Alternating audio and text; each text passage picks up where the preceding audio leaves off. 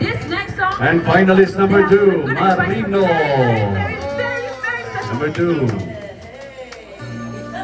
And finalist number 3, ladies and gentlemen, is none other than but Junior U. Number 3. Finalist number 4, Renz. Okay, opt out. Opt out. Bigyan natin siya sa ano pa. Balik po tayo sa finalist number 4. Wala siya ngayon eh. Wala ito eh. Wala si Daniel. Next, Cruz. Finalist number 4. Finalist number 5. Ladies and gentlemen, Lando. And the rest of the gentlemen, you may be seated. Thank you. Thank you so much.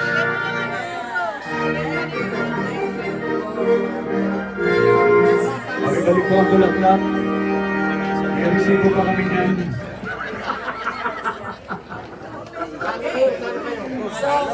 Yung mga tinawag na 5, would you please?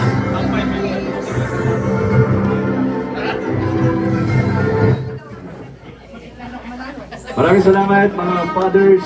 Sumasalubong pa. Oh, talaga na. In love na in love. Oh, may kiss naman dyan. Wow! Ang sarap naman sumalubong ng halim. Right?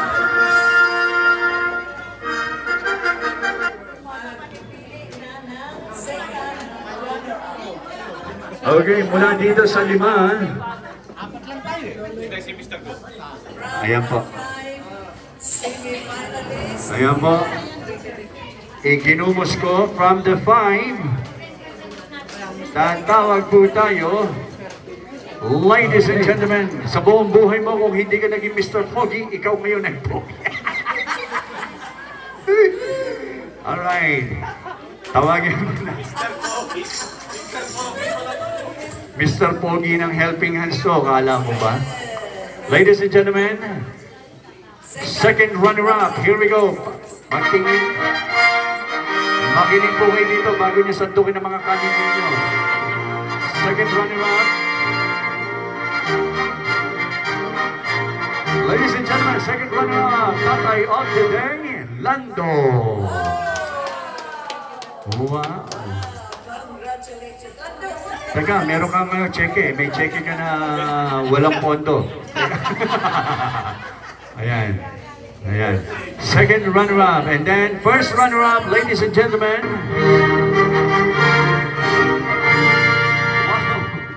Wow.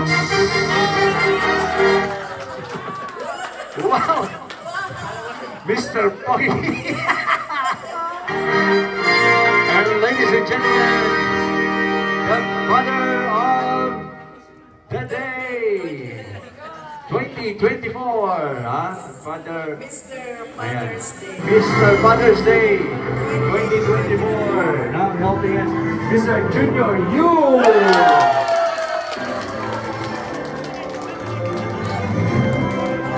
Maraming salamat, Mr. Carino.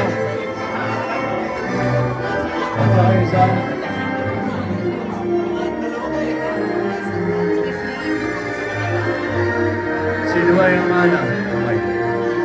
Ayan, meron po kayong sash. Ladies and gentlemen, Mr. Yu is the Mr. Father's Day 2024 Tuesday edition.